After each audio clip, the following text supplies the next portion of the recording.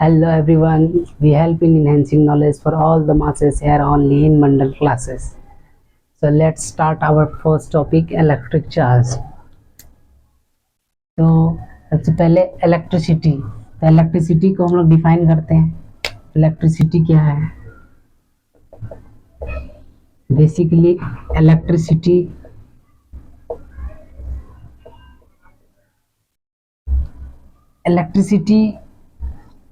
Modern world के लिए बहुत ही यूजफुल एनर्जी है। It is most important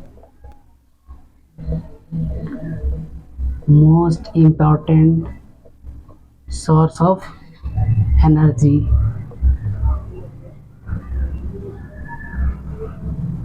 in modern world.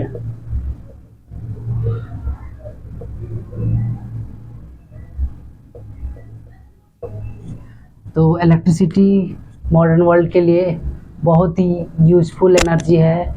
आज हम लोग जो फ़ोन चला रहे हैं, मैं वीडियो बना रहा हूँ, आप अपने आईपैड, फ़ोन, लैपटॉप में वीडियो देख रहे हैं, वो सब इलेक्ट्रिसिटी से ही पॉसिबल है। तो ये हमारे मॉडर्न वर्ल्ड के लिए बहुत ही यूज़फुल है और it is used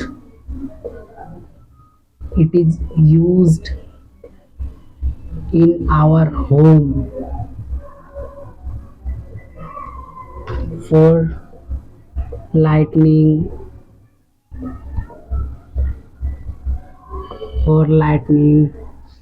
cooking,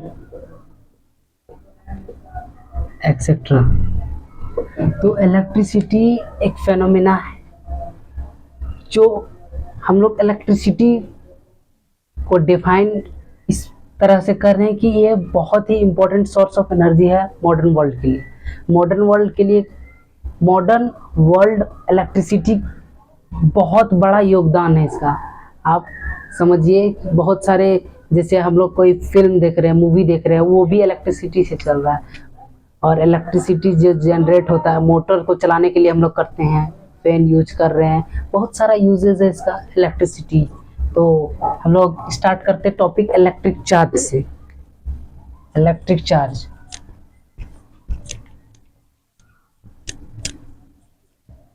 charge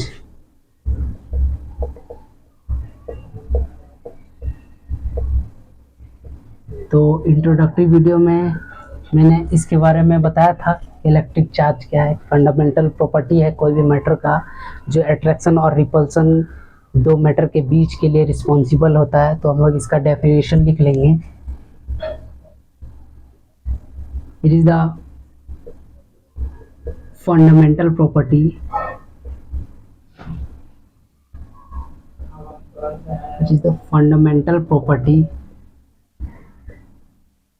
of any matter which is responsible for attraction and repulsion between two objects, which is responsible for attraction और repulsion। तो इलेक्ट्रिक चार्ज बेसिकली क्या है? एक फंडामेंटल प्रॉपर्टी है कोई भी मैटर का जो कि अट्रैक्शन और रिपल्सन के लिए रिस्पॉन्सिबल होता है। तो हम लोग बहुत सारे इसके प्रॉपर्टी को पढ़ेंगे। इलेक्ट्रिक चार्ज होता क्या है, इसके टाइप्स क्या है, सबको एक एक करके पढ़ेंगे। Next, types of charge.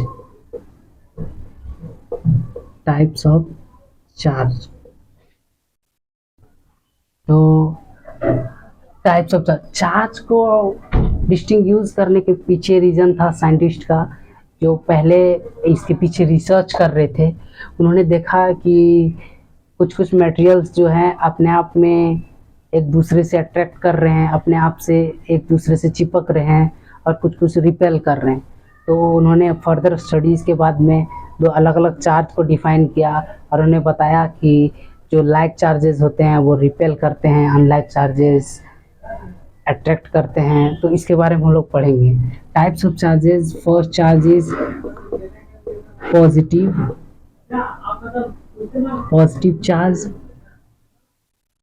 Second negative charge, negative charge.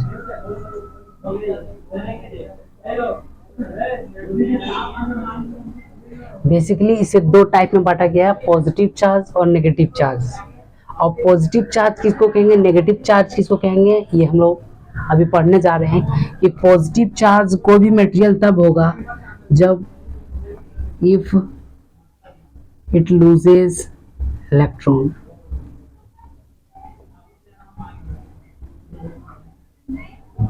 अगर कोई भी मटेरियल अपने से इलेक्ट्रॉन लूज कर रहा है तो वो अपने आप में पॉजिटिव चार्ज गेन कर रहा है। ओके, और नेगेटिव चार्ज किसे कहेंगे, इफ इट गेन इलेक्ट्रॉन्स। अगर कोई मटेरियल इलेक्ट्रॉन को गेन कर रहा है तो उसे नेगेटिव चार्ज कहेंगे। ठीक है, आप इसको एक एग्जांपल से समझ सकते हैं। देखिए, कोई भी एक नॉर्मल पर्सन में पॉजिटिविटी भी रहता है, नेगेटिविटी रहता है, सकारात्मक सोच भी रहता है, नकारात्मक सोच भी रहता है। तो अगर आप अपने अंदर से कुछ नकारात्मकता या बुराई को हटा रहे हैं तो आपके अंदर पॉजिटिविटी बढ़ेगी, आप कोई भी चीज़ को बेहतरीन ढंग से सोच पाएंगे। उसी तरह से जब कोई मैटर इलेक्ट्रॉन को लूज करता है तो अपने आप को पॉजिटिव चार्ज बना लेता है। और वही अगर कोई मटेरियल, अगर आप कोई ऐसे पर्सन के साथ हैं जो नेगेटिव थॉट्स रखते हैं तो आप ऑब्वियसली नेगेटिविटी आपके चारों ओर आने लगेंगी। उसी तरह अगर कोई ऑब्जेक्ट इलेक्ट्रॉन को गेन करता है तो खुद में नेगेटिव चार्ज डेवलप कर लेता है। जिस तरह से एक नॉर्मल पर्सन को नेगेटिव थॉट्स, नेगेटिव सराउंडिंग में रहने से अपने आप में नेगेटिविटी का एक्सपीरियंस करने लगता है, उसी तरह ये नेगेटिव चार्ज है। तो आप इस तरह इसको याद रख सकते हैं कि जब हम लोग कोई नेगेटिविटी को अपने से दूर करते हैं तो हम अपने आप में पॉजिटिव हो जाते हैं, और कभी नेगेटिव को गेन करते हैं तो नेगेटिव बन जाते हैं, नेगेटिविटी हमारे अंदर आ जाती है। ओके, नेक्स्ट हम लोग पढ़ेंगे प्रॉपर्टी ऑफ चार्जेस। चार्जेस के कुछ प्रॉपर्टी हैं। उससे पहले हम लोग कुछ नोट लिख लेते हैं जो बहुत इम्पोर्टेंट है, जो हम लोग अभी पढ़े हैं। नोट कर लें। Note, excess of electron, excess of electron negative charge,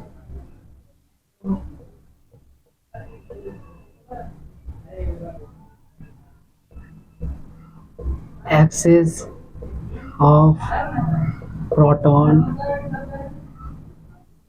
positive charge.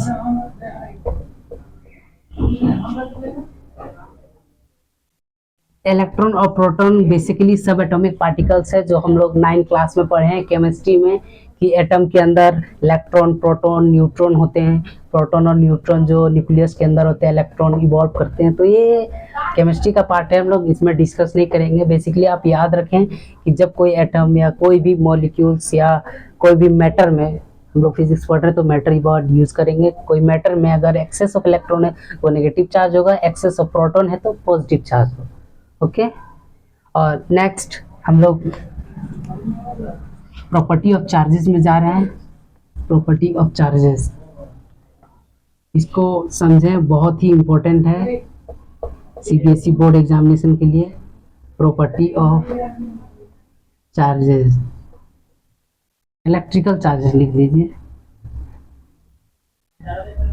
Property of electric charges, इसको अभी भी आई कर लें, वेरी वेरी इंपॉर्टेंट। और ये आप डेली लाइफ में एक्सपीरियंस भी कर सकते हैं, और इसको पढ़ने आप मज़ेदार वे से पढ़ेंगे। फर्स्टली जो हमने पढ़ चुका है अभी तक, like charges repel each other,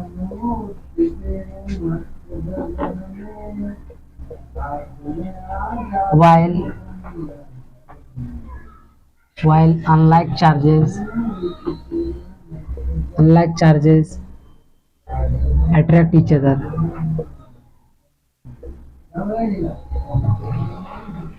each other. Like charges हमेशा एक दूसरे से रिपेल करते हैं, अनलाइक चार्जेस अट्रैक्ट करते हैं।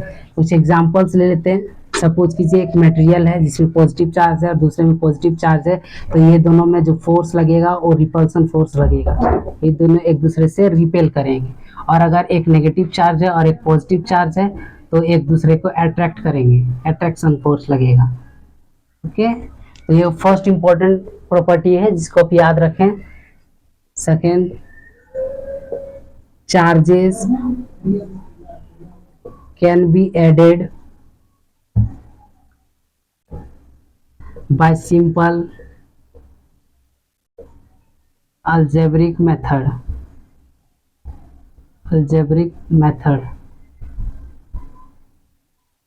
इसका मतलब क्या है? इसका मतलब है कि अगर दो चार्जेस हैं तो आप उसको नॉर्मली जो हम लोग बचपन से पढ़ते आ रहे हैं उस हिसाब से ऐड कर सकते हैं। सपोज 20 कूलम है और 30 कूलम है और 40 कूलम है, तो आप टोटल चार्ज, नेट चार्ज पूछा जाए तो आप बता सकते हैं 20, 30, 90 कूलम। ओके, तो बेसिकली चार्जेस जो हैं हम लोग एल्जेब्रिक मेथड में जोड़ सकते हैं। अब आप सोच रहे होंगे कि आज तक तो हम लोग जितना भी क्वांटिटी पढ़े सब तो एल्जेब्रिक मेथड से ही मतलब ऐड सब्ट्रैक्ट होता है, तो ऐसा नहीं है। आप फर्दर क्लासेस में पढ़ेंगे वेक्टर एडिशन होता है जो कि अलग तरीके से होता है, अलजेब्रिक मेथड से अलग है। वेक्टर एडिशन पढ़ेंगे, सब्ट्रैक्शन पढ़ेंगे, तो वहाँ आपको समझ में आएगा कि अलजेब्रिक मेथड हम लोग क्यों फोकस कर रहे हैं लिखने में। तो अब याद रखें, जब भी यूज करें एडेड का, चार्जेस का, तो हमेशा आप यूज करें algebraic method. Okay, next property,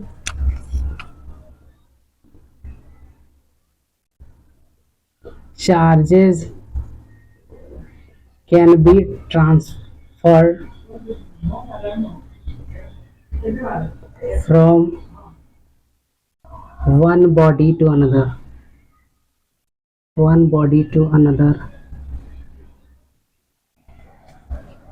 sorry अगर आपको मेरी राइटिंग पसंद नहीं आ रही हो और समझ नहीं पा रहे हैं, एक्चुअली मैंने कोशिश की इसे सुधारने की, बट अब टाइम नहीं है, तो मैंने अब मैनेज करें थोड़ा, मैं भी अब कोशिश कर रहा हूँ धीरे धीरे इसे मैनेज करने की। तो हम लोग टॉपिक में आते हैं। Charges can be transform from one body to another. Charges को एक बॉडी से दूसरे बॉडी में ट्रांसफर कर सकते हैं। आप एक बात ध्यान रखें, आपको मन में एक क्वेश्चन आ रहा होगा कि how charges transfer from one body to another, is it possible? I can't see charges, how can it move from one body to another? Then आपको एक चीज ध्यान रखना है कि सपोज कीजिए एक सरफेस है, रफ सरफेस। ओके, ये रफ सरफेस है, अगर आप इसमें कोई मटेरियल को मूव करवा रहे हैं, ठीक है, तो यहाँ क्या होगा? फ्रिक्शन होगा, जो कि आप बेसिक क्लासेस में पढ़ चुके हैं। फ्रिक्शनल फोर्स जो मोशन के अगेंस्ट लगता है उसको अपोज करता है। तो यहाँ पर चार्जेस ट्रांसफर होंगे, ये चार्जेस, इसके चार्जेस और इसके चार्जेस में एक दूसरे का ट्रांसफर होगा। मे बी ये चार्ज नेगेटिवली चार्ज हो, ये पॉजिटिवली चार्ज हो सकता है ये अपना इलेक्ट्रॉन इसको दे दे या ये अपना इलेक्ट्रॉन इसे दे दे। तो बेसिकली हम लोग अभी पढ़ेंगे कि चार्जेस जो है ट्रांसफर होता है फ्रिक्शन से। बाकी आप क्लास 12th में पढ़ेंगे चार्जेस, इंडक्शन, बहुत तरीके से चार्ज को ट्रांसफर किया जा सकता है। लेकिन अब फिलहाल जानिए कि आप चार्जेस जो है फ्रिक्शन से प्रोड्यूस होते हैं। आप सोच रहे होंगे कि हम लोग कोई ऑब्जेक्ट को हम अपने हाथ को रब कर सकते हैं, रब करते हैं तो हम लोग को शॉक नहीं लगता है। तो बेसिकली आप समझें कि इसमें इतना ज़्यादा पोटेंशियल नहीं होता है कि आपको शॉक दे सके। और फिर भी आपने कॉम का एग्जांपल पढ़ा होगा कि अगर ड्राई एयर में कॉम को रब करते हैं तो छोटे पीसेस पेपर को अट्रैक्ट कर लेता है, तो हम लोग भी अट्रैक्ट कर सकते थे पेपर को। आप सही सोच रहे हैं, बिल्कुल सही है। बट हम लोग का बॉडी एक कंडक्टर है, हम लोग में जो चार्ज आते हैं, चार्ज वो अर्थिंग हो जाता है, हमारे बॉडी से अर्थ की ओर मूव कर जाता है। ओके, तो बेसिकली जो ऑब्जेक्ट इंसुलेटर होगा वही ऐसा कर सकता है। कॉम बेसिकली एक इंसुलेटर है, इसलिए वो अपने से चार्ज को एक प्लेस से दूसरी तरफ अपनी बॉडी में मूव नहीं होने देता है, जो कि दूसरे ऑब्जेक्ट को अट्रैक्ट करने में, मतलब अट्रैक्ट करने में हेल्पफुल होता है। ओके, अगर आपको मन में कोई क्वेश्चन आता है तो आप कमेंट बॉक्स में मुझे पूछ सकते हैं, मैं अपने कमेंट्स जरूर चेक करता हूँ। ओके, तो 3 प्रॉपर्टी हो गई और चौथा प्रॉपर्टी चौथा प्रॉपर्टी है, चौथा प्रॉपर्टी वेरी वेरी इंपॉर्टेंट। ये जो लास्ट का दो मैं बताने जा रहा हूँ बहुत बहुत इंपॉर्टेंट है। आप इसे बहुत अच्छे तरीके से समझें, ना समझ आए तो आप मैसेज करें, कमेंट करें, मैं इसे फिर से बताऊंगा, क्योंकि ये ही एक ऐसा टॉपिक है चार्जेस में जो आपको जब तक आप चार्ज को लेकर पढ़ेंगे, फिजिक्स को लेकर पढ़ेंगे, ये आपका साथ कभी नहीं छोड़ेगा। आपको इसको समझना है, आप डेली लाइफ से समझिए। चार्ज कैन बी कंजर्व,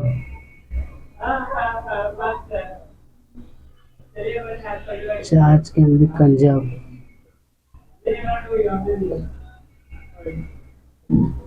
और फिफ्थ है charge can be quantized.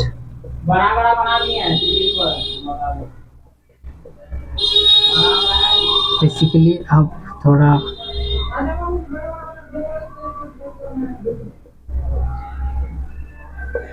Charge can B conserve, हम लोग कंजर्वेशन ऑफ चार्ज के बारे में पढ़ेंगे। चार्ज को कंजर्व किया जा सकता है। Charge can not be created nor be destroyed, it can be transform from one body to another. तो चार्ज जो है कंजर्व रहता है, हमेशा हमेशा चार्ज कंजर्व होता है। आप उसको ना डिस्ट्रॉय कर सकते हैं, ना ही प्रोड्यूस कर सकते हैं। आप फिर सोच रहे होंगे कि हमने तो यहाँ पर रब किया एक बॉडी जो सरफेस है, इसमें दूसरा बॉडी रब किया तो इसमें तो चार्ज आ गया, हमने चार्ज प्रोड्यूस कर दिया। तो ये चार्ज प्रोड्यूस नहीं, बेसिकली ये अपना इलेक्ट्रॉन इसको दे रहा है, तो ये चार्ज लॉस कर रहा है, ये चार्ज गेन कर रहा है। तो ये ट्रांसफॉर्म है एक बॉडी से दूसरे बॉडी में। चार्ज हम लोग क्रिएट नहीं कर सकते, ना ही उसको डिस्ट्रॉय कर सकते। तो चार्ज हमेशा कंजर्व रहता है। ओके, और last charge can be quantized, ये बहुत ही VVVI very very very important है। Okay, how charge can be quantized.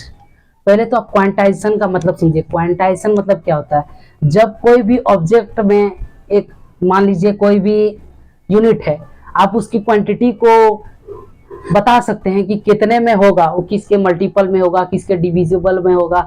आप एक उसको मतलब मैथमेटिकल कंसेप्ट में बता सकते हैं कि इसके मल्टीपल में हो, ठीक है, तो उसको क्वांटाइज बोलते हैं। तो आप क्वांटाइजेशन ऑफ चार्ज को समझिए बेहतरीन ढंग से। क्वांटाइजेशन ऑफ चार्ज बेसिकली ये एक प्रॉपर्टी है जिसके कारण से ये इंटीग्रल मल्टीपल होता है अपने ही स्मॉलेस्ट चार्ज का। आप समझ में नहीं आया आपको तो बताता हूँ, इट इज अ प्रॉपर्टी। आप इसका डेफिनेशन पहले लिख लें। It is a property by virtue of which by virtue of which by virtue of which it by virtue of which it basically it is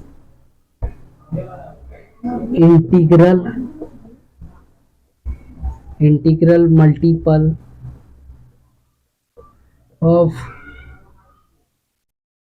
unit charge, that is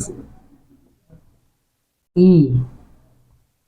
ये electron का symbol है charge. तो ये एक property है जिसके कारण ये इंटीग्रल मल्टीपल होता है एक यूनिट चार्ज का।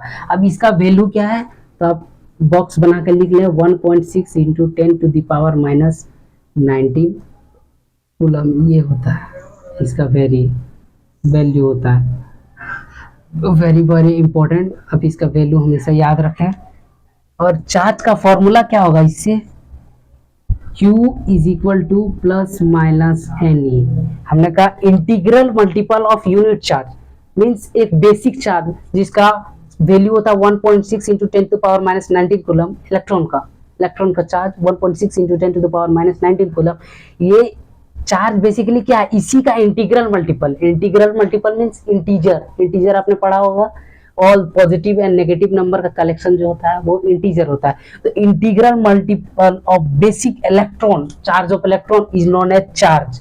तो अब चार्ज को इस तरह से डिफाइन कर सकते हैं कि चार्ज जो है एक इलेक्ट्रॉन इलेक्ट्रॉन के चार्ज का इंटीग्रल मल्टीपल है, मीन्स कि आप कितना भी चार्ज दे दें 2 पॉइंट, बेसिकली आप लीजिए 4.8 इंटू 10⁻⁻19 कूलम, इतना चार्ज दे दिया, ठीक है। आप इतना चार्ज दिया हुआ, आपको पूछ दिया कि इसमें कितने नंबर ऑफ इलेक्ट्रॉन है, कितने नंबर ऑफ इलेक्ट्रॉन है, आप बता सकते हैं n इज इक्वल टू 3। अब इसको डिवाइड कर दें, अब इस फॉर्मूला का यूज करके यहाँ पर इसका वैल्यू लिखें, इससे डिवाइड कर दें, बेसिक सा मैथ्स है, n इज इक्वल टू 3। तो क्वांटाइजेशन ऑफ चार्ज बहुत ही इंपॉर्टेंट है, और फर्दर क्लासेस में भी आप इसके बारे में पढ़ेंगे, क्वांटाइजेशन ऑफ चार्ज के बारे में, ठीक है। तो मेरे हिसाब से आपको समझ में आ रहा है, आपको ना समझ में आया तो कमेंट करें। Where Q is charge, n is equal to number of electron, E is equal to charge of one electron।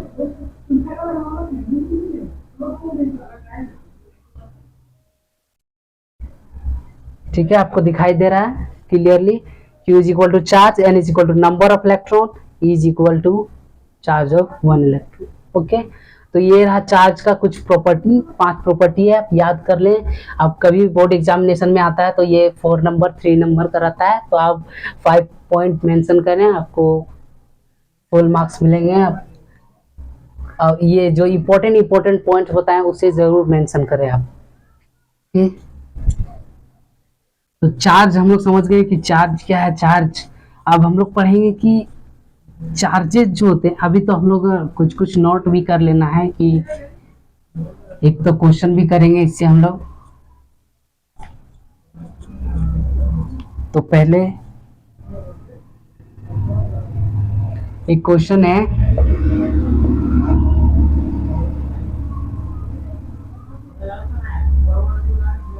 how many number of electron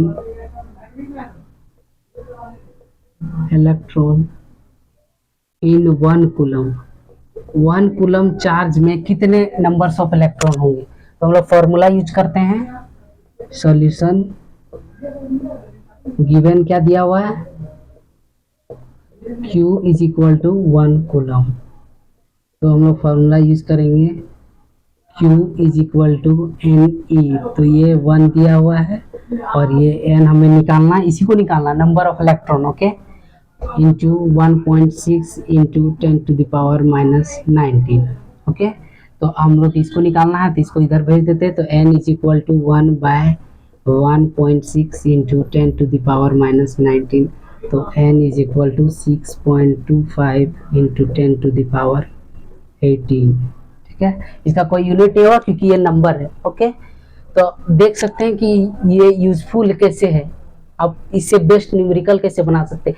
मान लीजिए वहाँ यहाँ 1 कूलम है, 1 कूलम है तो 20 कूलम भी दे सकता है, कुछ भी दे सकता है। आप इसका फॉर्मूला का यूज करके इसको बना सकते हैं, ठीक है। तो आगे बढ़ते हैं हम लोग। तो हम लोग थोड़ा टाइप्स ऑफ इलेक्ट्रिसिटी के बारे में बात कर लेते हैं कि इलेक्ट्रिसिटी का टाइप्स क्या है। टाइप्स ऑफ, कोई दिक्कत नहीं, टाइप्स ऑफ इलेक्ट्रिसिटी।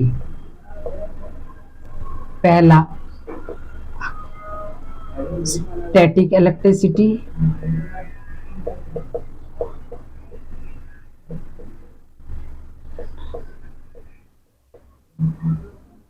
दूसरा करंट इलेक्ट्रिसिटी,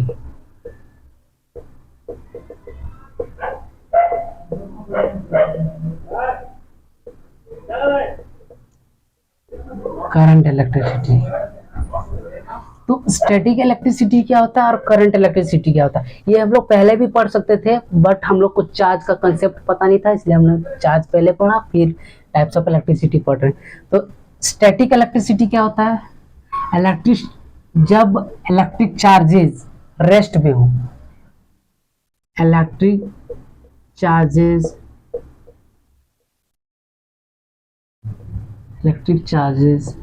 एट रेस्ट, जब एक ऐसा फेनोमिना है जहां पर इलेक्ट्रिक चार्जेस रेस्ट में होते हैं, ओके। और यहाँ पर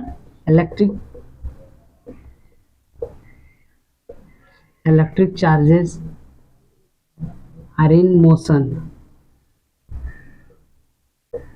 ओके। तो बेसिक सा डिफरेंस है दोनों में। स्टैटिक इलेक्ट्रिसिटी होता है जो रेस्ट में रहता है इलेक्ट्रिक चार्जेस, और करंट इलेक्ट्रिसिटी होता है जब मोशन में रहता है। इसके बारे में आप डिटेल पढ़ेंगे क्लास 12 फर्स्ट चैप्टर इलेक्ट्रोस्टैटिक्स में। आप पढ़ेंगे कि इलेक्ट्रिसिटी रेस्ट में रहने पर क्या क्या होता है, चार्जेस क्या होते हैं, एक्सियल पॉइंट में क्या होता है, इक्वेटोरियल पॉइंट में क्या होता है। फिर आप पढ़ेंगे कि पोटेंशियल क्या होता है एक्सियल पॉइंट में, अलग अलग पॉइंट में आप पढ़ेंगे। इलेक्ट्रिक फील्ड के बारे में पढ़ेंगे।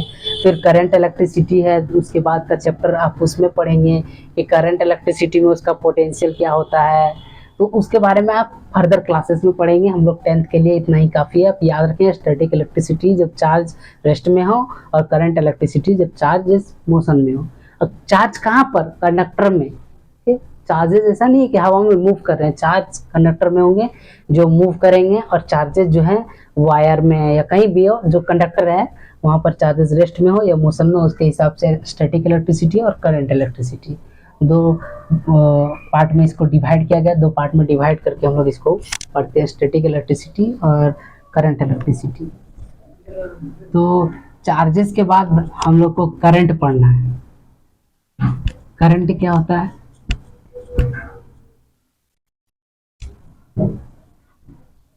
तो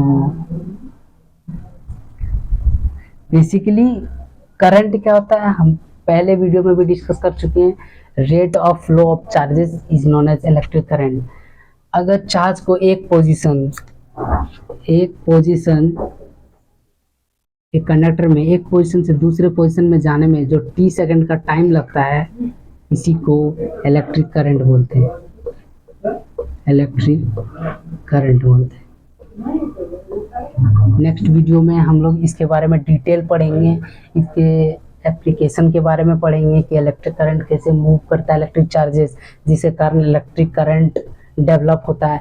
तो हम लोग जो हाउस होल्ड एक्टिविटी करते हैं जिसमें चार्जेस आते हैं, आप बहुत बार आपने सोचा भी होगा कि हाउ इज पॉसिबल कि चार्जेस बन रहे हैं thermal city power plant Bokaro में, और चार्जेस हम लोग के आ जाते हैं घर में, बहुत डिस्टेंस कवर करके चार्ज आता है। तो क्या चार्ज डिस्ट्रॉय नहीं होता? धीरे धीरे उसका जो इंटेंसिटी वो कम नहीं होता? हम लोग हाउस में आता है तुरंत अचानक तुरंत चल जाना, कैसे मूव करता है वो कंडक्टर में। हम लोग नेक्स्ट चैप्टर में नेक्स्ट वीडियोस में पढ़ेंगे कि इलेक्ट्रिक करंट क्या होता है, उसके SI यूनिट के बारे में पढ़ेंगे, और कुछ फार्मूला के बारे में पढ़ेंगे, और उसके डेली लाइफ को रिलेट करके पढ़ेंगे कि कैसे वायर में मूव करता है, कैसे लॉन्ग डिस्टेंस कवर करने के बाद भी चार्जेस डिस्ट्रॉय नहीं होते हैं। आप एक चीज़ और जो मैं नोट बोलने जा रहा था चार्जेस में, नोट कर लें। Electric charge is scalar quantity. Electric charge is scalar quantity.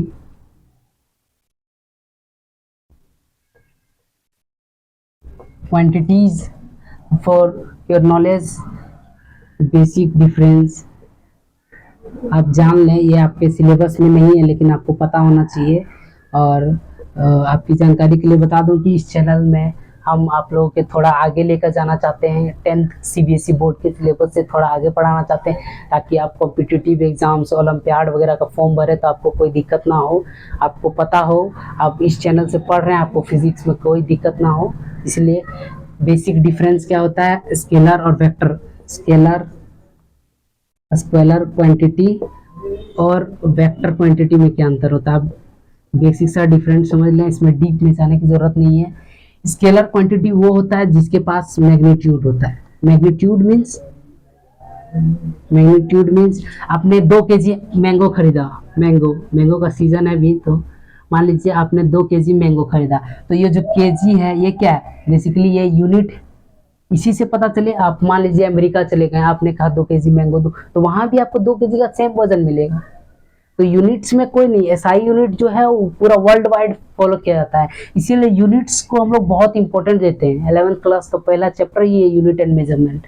तो मैंगो 2 kg है, तो आप वर्ल्ड के किसी भी कोने में ले लीजिए, आपको 2 kg ही मिलेगा, क्योंकि एक मतलब हमारे साइंटिस्ट ने एक मेजरमेंट बनाया है जो कि एक्यूरेट 2 kg का है, और उसी को अलग अलग कंट्री में डिस्ट्रीब्यूट किया है ताकि पूरा वर्ल्ड वाइड ट्रेड करने में कोई दिक्कत ना हो। पहले ज़माना में ऐसे प्रॉब्लम हुआ करते थे कि आप मुगल अंपायर चले जाइए, उधर अलग चले जाइए, अलग अलग अंपायर में अलग अलग वेट मेजर्स मिलते थे। अब 2 kg का मांगो तो कोई 4 ही मैंगो दे, कहीं और चले जाए तो वहाँ 8 मैंगो मिल जाए। तो ये बहुत बहुत ज़्यादा डिफरेंस क्रिएट कर रहा था टूडेज वर्ल्ड में, क्योंकि आज हम लोग का जो पूरा इंफ्रास्ट्रक्चर, जीडीपी, वो सब टोटली डिपेंड करता है एक्सपोर्ट इंपोर्ट पर। तो एक्सपोर्ट इंपोर्ट अगर इक्वल नहीं रहेगा क्वांटिटी का, तो हम लोग को कैसे पता चलेगा? मान लीजिए हमारे यहाँ से चावल जा रहा दूसरे कंट्री में, दूसरे कंट्री से ऑयल आ रहा हमारे कंट्री में, तो एक फिक्स्ड यूनिट होना चाहिए ना, फिर पता कैसे चलेगा कि वो कितना मेजरमेंट का दे रहा है, हम कितना मेजरमेंट। इसीलिए एसआई सिस्टम को डेवलप किया गया, ठीक है, एसआई सिस्टम को डेवलप किया गया। तो एसआई सिस्टम में हम लोग को पता चलता है कि कौन सा एक स्पेशल यूनिट है कोई भी चीज का, जैसे आपने वेट के लिए बोला, मास के लिए है, चार्जेस के लिए है, सब कुछ के लिए। तो चार्जेस जो है SI unit of charge, SI unit of charge coulomb, COUL, coulomb, spelling याद रखें हम, एंड डिनोटेड बाय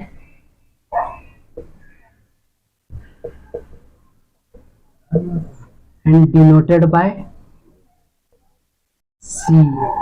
ओके, तो नोट जो है बहुत इंपॉर्टेंट है, उसको जरूर पढ़ें आप एग्जामिनेशन से पहले। और देखें हम लोग स्केलर और वेक्टर क्वांटिटी में चल रहे थे, तो स्केलर क्वांटिटी के पास मैग्नीट्यूड होता है, तो मैग्नीट्यूड तो सभी क्वांटिटी के पास होता है। फिर अंतर क्या दोनों में? मैग्नीट्यूड के बिना क्वांटिटी कैसे बन सकता है? आप बोलिएगा दो, फोर मैंगो, तो क्या 4 मैंगो का अलग अलग डिफरेंट डिफरेंट साइज हो सकता है, डिफरेंट डिफरेंट, तो फिर प्राइस कैसे देंगे हम लोग? इसीलिए मैग्नीट्यूड का होना बहुत जरूरी था। अब दोनों में अंतर क्या है? इसमें सिर्फ और सिर्फ मैग्नीट्यूड होता है, इसमें डायरेक्शन भी होता है। डायरेक्शन, आप सपोज कीजिए, इसको एक एग्जांपल से आप समझिए कि सपोज कीजिए आप अपने फ्रेंड के यहाँ जा रहे हैं, आप ऑनलाइन आप लोग मिले, फ्रेंडशिप हुई, आप उसके घर पहली बार जा रहे हैं, तो और आपके दोस्त ने आपको कहा कि हाँ ठीक है, तुम कहाँ पर हो? आपने कहा कि हाँ मैं बोकारो में हूँ। तो उसने कहा कि ठीक है, बोकारो में है तो वहाँ से 4 किलोमीटर है, तो आ जाओ। मान लीजिए आप इस पॉइंट पर हैं और उसका घर इस पॉइंट पर है, ठीक है, ये फ्रेंड का घर है, ये मान लीजिए आपका मनोज का घर है, ठीक है, कोई भी नाम ले लें। तो उसने कहा कि इसका डिस्टेंस जो है 4 किलोमीटर है, ठीक है, 4 किलोमीटर है। तो उसने आपको कॉल किया, आप बात हुआ, तो उसने कहा 4 किलोमीटर, तो आप 4 किलोमीटर इधर आ गए, फिर आपको नहीं मिला। उसने कहा नहीं नहीं, आप तुम जहां पर है वहां से 6 किलोमीटर है, इसका डिस्टेंस 6 किलोमीटर है। फिर तू 6 किलोमीटर यहां चला गया, ठीक है, तो अब तो तुम उसका घर जा ही नहीं पा रहा, बहुत हो गया। वो तो बता रहा है कितना क्वांटिटी है, मैग्नीट्यूड तो बता रहा है वो, जैसे हम आम खरीद रहे थे तो मैग्नीट्यूड बता रहे थे, तो बता दे रहा था वो। अब यहाँ से जाने में अब तुमको दिक्कत हो रहा है, तो अब दिक्कत मेन मुद्दा है क्या? तुमको डायरेक्शन नहीं पता है कि आपको कौन सा लोकेशन में जाना है। तो उसके लिए आपको ये पता होना चाहिए, अगर वो बोल दे यहाँ से कि हाँ ईस्ट में आओ 6 किलोमीटर, तो आप पहुंच जाएंगे, 6 किलोमीटर पहुंच जाएंगे तुरंत। तो डायरेक्शन क्यों इंपॉर्टेंट है, आपको समझ में आ गया? आपको समझ में आना चाहिए, डेली लाइफ से रिलेट हो रहा है आपको। जरूरी नहीं है कि आप फिजिक्स इसलिए पढ़ रहे हैं क्योंकि आपके 10th बोर्ड के सिलेबस में है। फिजिक्स नेचुरल प्रोसेस है, नेचुरल आपके सराउंडिंग्स में होने वाली चीज़ है, इसको आप डेली लाइफ से रिलेट करके पढ़ें, आपको फिजिक्स से लगाव हो जाएगा। आप कितने भी वीक हैं डजंट मैटर, आप बस फॉलो करें और सुने ध्यान से, एक जगह बैठ के सुने, नोट्स बनाएं, उसको पढ़ें, कुछ कुछ न्यूमेरिकल्स करें। हाँ, न्यूमेरिकल्स थोड़े बोरिंग होते हैं, बट अगर आपको थ्योरी बहुत अच्छे समझ में आया तो बोरिंग नहीं लगेगा, ठीक है। तो अब मैग्नीट्यूड और डायरेक्शन का इंपॉर्टेंट आपको पता चल गया। मैग्नीट्यूड और मैग्नीट्यूड प्लस डायरेक्शन दोनों में अंतर ही है। अब कुछ कुछ क्वांटिटी में बता दे रहा हूँ आपके लिए, जो आप अगर कोई एग्जाम देना चाहते हैं कॉम्पिटिटिव वगैरह, तो यहाँ डिस्टेंस आ जाएगा। डिस्टेंस मीन्स जैसे आपको बोल दिया 6 किलोमीटर आओ, तो डिस्टेंस है, ठीक है। स्पीड, अगर आपने मान लीजिए उस दोस्त को बोला कि हाँ मैं 2 किलोमीटर पर आवर से आ रहा हूँ, अगर उसने पूछा तो बहुत सारा ऐसा है एक्सेट्रा, तो और भी बहुत सारे हैं। तो ये सब हो गया स्केलर क्वांटिटी। उसके बाद अब डिस्टेंस, डिस्प्लेसमेंट। डिस्प्लेसमेंट क्या हुआ, 9th क्लास में आप पढ़े हैं, displacement, velocity etcetera. Displacement shortest distance between two part. Suppose कीजिए ये और ये आपके दोस्त और आपके घर का बीच का डिस्टेंस है, तो आप चाहें तो ऐसे भी आ सकते हैं, ऐसे भी जा सकते हैं, लेकिन डिस्प्लेसमेंट क्या हुआ, shortest between between A and B. तो ये हो गया। और वेलोसिटी क्या होता है, वेलोसिटी जब स्पीड के साथ साथ डायरेक्शन, अगर आप अपने दोस्त को बोल रहे हैं कि 2 किलोमीटर पर आवर की स्पीड से मैं ईस्ट की ओर आ रहा हूँ, 6 किलोमीटर पहुंच जाऊंगा, तो ऐसे में ये वेक्टर हो जाता है। ठीक है, स्केलर और वेक्टर में बेसिकली यही डिफरेंस है, तो आपको ये पता होना चाहिए। ये तो मैं बता दूं, ओ ओ बी, ठीक है, आउट ऑफ बोर्ड्स, बोर्ड्स के लिए नहीं है ये, बट आपको याद रखना है। ठीक है, आपको इसकी जानकारी होनी चाहिए। 9th क्लास में इसे पढ़ना था, मगर अगर आप नहीं पढ़ा तो आप आज समझ लीजिए क्या डिफरेंस है दोनों में, क्या है। ठीक है, थैंक यू वेरी मच।